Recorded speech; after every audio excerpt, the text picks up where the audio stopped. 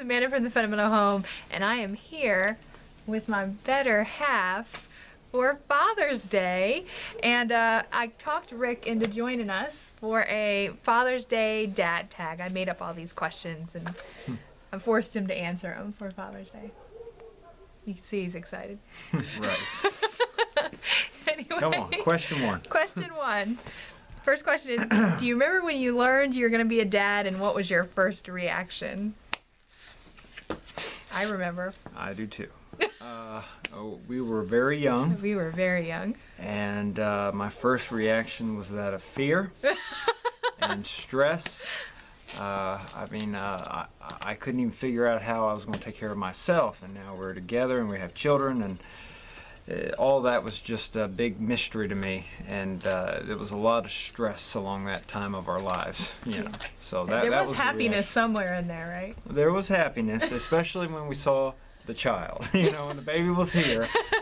But that whole time leading up, those 9 months, was filled with anxiety. Okay. Let's move on to happier times. No, it was good. It was good. Listen, the children that came, you know, after that, all that was a lot less stressful. But we're talking about that first time. You understand? Yeah. That first time was, yeah. Probably every dad gets that. Exactly.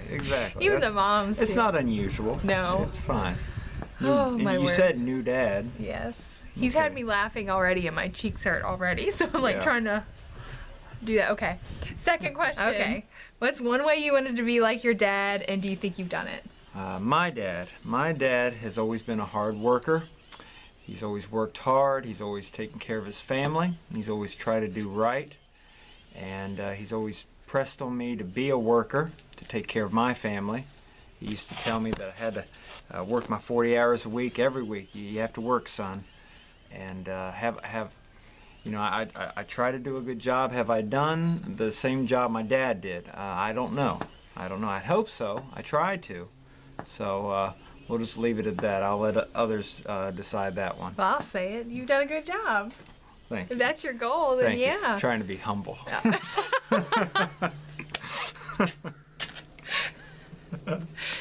But I do. I try. Yeah. I think the world of my dad. I think Yeah. he's always tried to do right, and I just hope that, you know, in the end, that I have come close.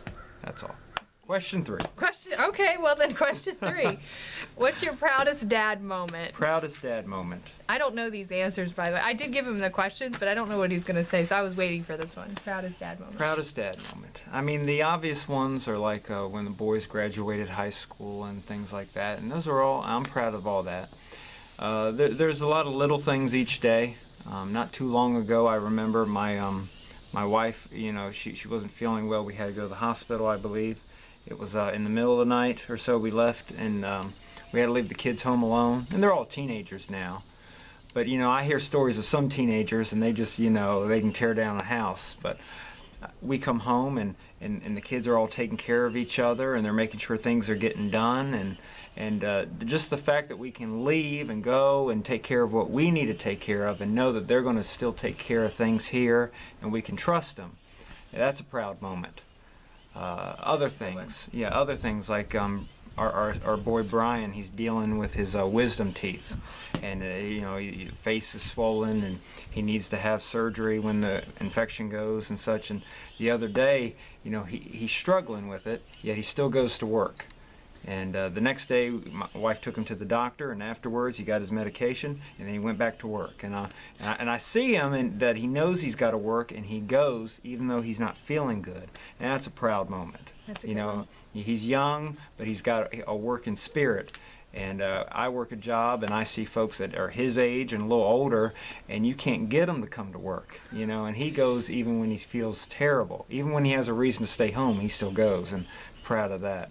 And then Ricky, I mean, like today at the church, he had to do the sound because Brian was going to do the sound booth, but he couldn't make it because he's really having a tough time today. So Ricky, he didn't know what to do, and he got some training yesterday, and even though he didn't want to do it, he knew he had to, and he stepped up and he did it. Proud moment, you know, that they'll do what they need to do. And same with Brianna. You know, she serves in the nursery, and she does things, and she's taking care of a kitten right now that kind of fell into our lap, and she's doing a great job with the kitten, and she just takes care of things, and I'm just very thankful for the way they're turning out. So, That's nice. Proud. Yeah. So he's proud of their responsibility. Yeah. I think that's good. Okay.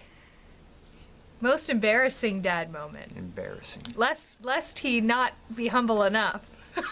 Embarrassing. With all the proud moments.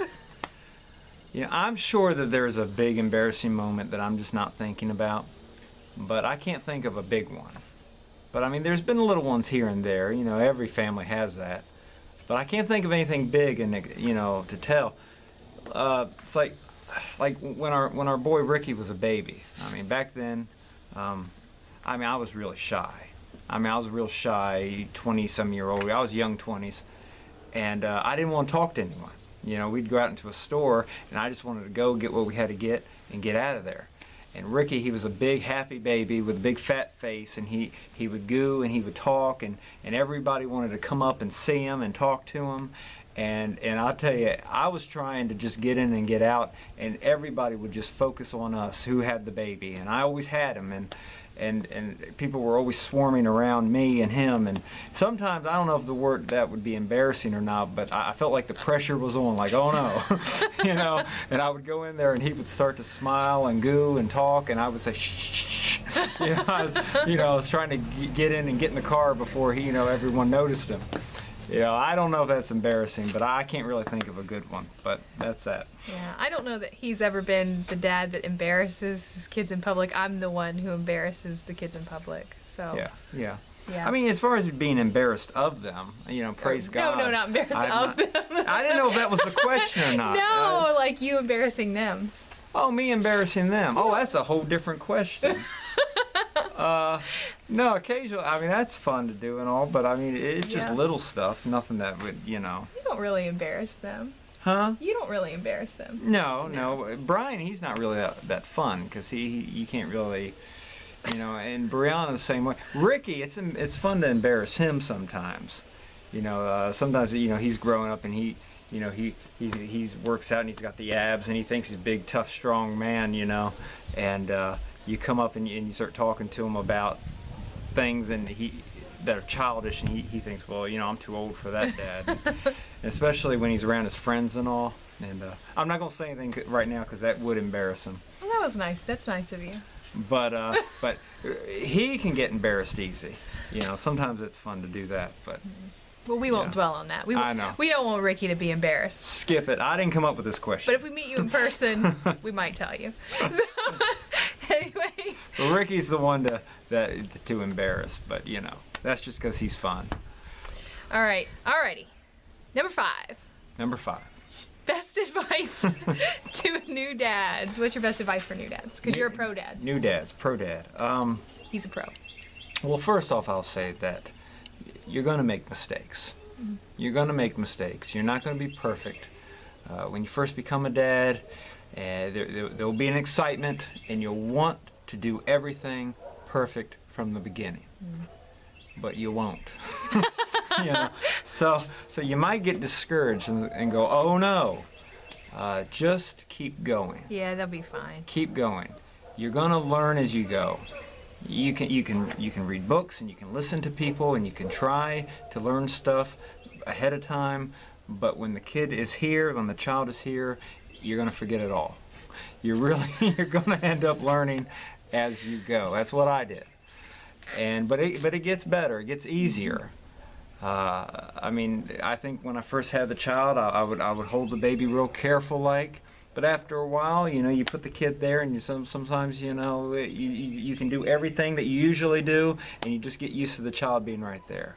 You get used to it. You get better at it, is what I'm saying. Am I making sense? Yeah, sounds good. I think that's good advice. The thing is that I think sometimes dads think their life is going to change, and it does change, but they think that, oh no, it's over. Now I've just got to do this for 18 years, and that's it. But the thing is that it gets better. You have children in there, and they're looking up at you, and they're following you, and you have to take care of them, and you can still do the things that you like to do, but you have to make sure that you're putting them ahead of all that. But everything can work out, is what I'm saying. It's gonna be good. It's going to be good. Anything else? Next question. Next question. Is there anything you'd change about how you were a dad? Anything that I would change? Yeah, anything you wish you'd done a little different in terms of raising the kids? Sure. You understand we are a Christian home here, and when we first became a family, I was not yet a Christian, and I had a good idea of how to raise a child, just from watching my parents and having younger nieces and things, but a lot of it was still a big blank. And I admit that during my years of parenting, I've changed the way I parent like 10 different times. There was a way that I parented before I was a Christian, and then when I first became a Christian, but then as I learned things, then I changed again. Mm-hmm. And yes, I would change some things. I think I would be more firm on some things in the beginning, and maybe less rigid about other things. But I will say that even though all that's true, I wouldn't change too much, because I look at the way they are now, and I think, God's good, Yeah, it's turned out good. By God's grace. Something was done right. And I know they're still growing. That's why we're trying to, humble, careful. Yeah. But I'm looking at the fruit so far, and I'm thinking, I can tell it's an apple. I can tell it's an orange. The fruit I'd hesitate looks to okay. change because I'd worried we'd mess it up. Not ready to pick it yet, but it's getting there. So, yes, I would change some things. I would be more, I don't know, structured in some ways. I know one thing he'd do. What? Less internet. Less internet. Oh yes, for the kids definitely. Because now it is a struggle. Mm-hmm. We have to remind them that they have a brother and a sister.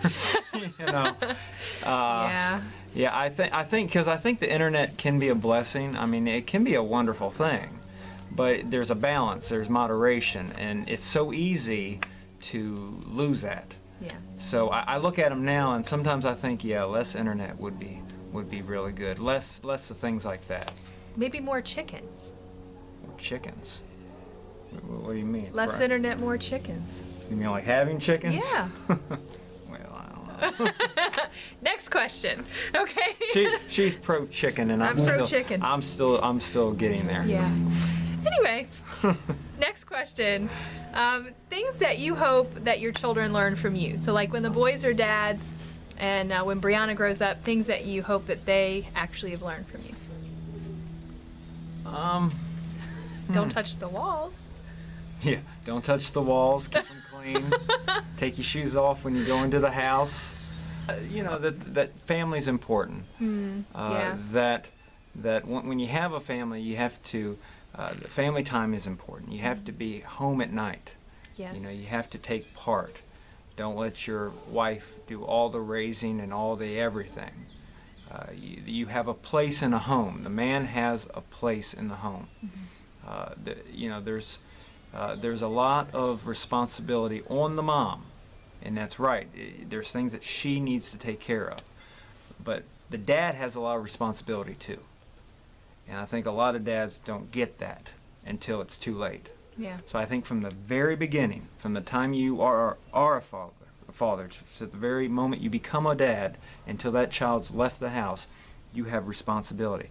And then I'll say you have responsibility when the kid's gone too, because he'll be looking toward you for guidance. And eventually, God willing, you'll be a grandfather, and hey, that's responsibility too. I'm not there yet, but hopefully I will be one day.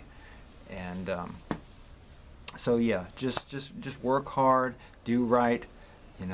Make sure. If you're the dad, you're the spiritual leader, and you need to make sure that your family's in a church somewhere that preaches and teaches the Bible. That's your responsibility as a dad, and just that, and be the provider. Work. It's okay if your wife works, but hey, if you're a man, you're a husband, you got to work too. If you're physically able, work. And I learned that from my dad. Okay, last question. Yes. Goal. That's good news. Okay. I'm sorry. I love the video. I just, I don't like being the center of attention. Okay. Goals for fatherhood in the future. We talked the other day that we were counting down at least 5 years with the kids in the house. And in theory, that would be the soonest they would all be out. So for the next 5 years, what are the things you want to concentrate on for the kids before they leave?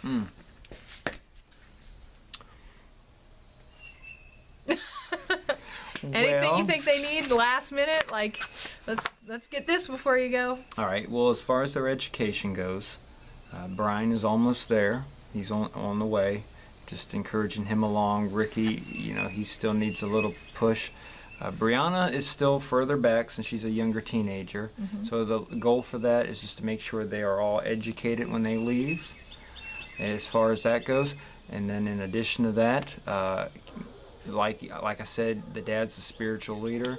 While they're in our home, to press upon them their need to be close to the Lord, and that they need to be in church when they're grown and gone.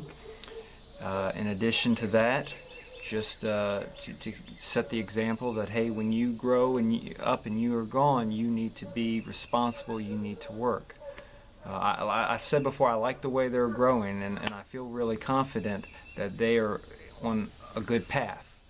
Really just to be consistent from here on out. I stand back and I say, hey, they're doing really good. There's no, let's not put some rocks in the road now. Let's just keep going like this. And hey, they're going to get married sooner or later, God willing. And just to make sure that we're there to help guide them and help. Choose well. Yeah. So Lord willing, they'll find the right person to marry, and that we can be there every step of the way to help that, and just make sure that they're established and set somewhere. And really, that's the goal. Financially taken care of. Right. Just to see them start their lives as grown people, Yeah. and every step of the way that we can help.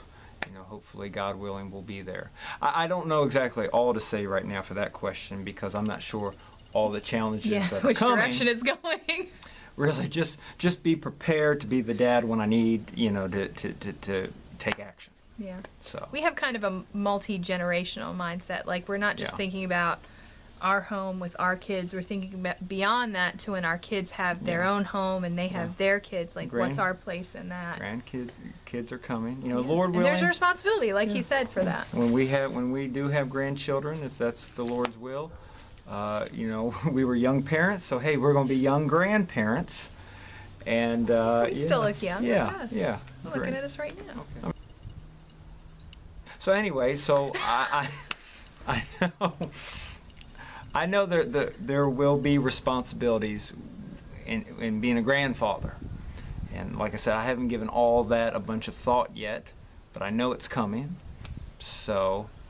Okay, so that's the end of our Father's Day tag, and we are going to put the questions in the description box if you want to ask your dad these questions, or the dad in your life these questions, just to see how he'd answer them, get him focused on the right things in terms of being a dad.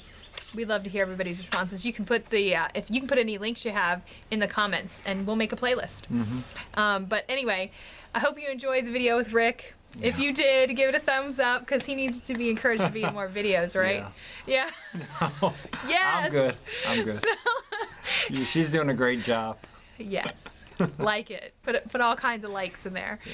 And you guys have a wonderful Father's Day. We say Happy Father's Day to all the dads out there. And I just want to tell you Happy Father's Day. Thank you, dear. You've been an excellent father. Thank you, dear. Excellent. And check us out on Facebook. You can see a beautiful collage with this face on it right here with all the kids and us. So anyway, you guys have a great Father's Day. We'll talk to you later. Bye. Bye.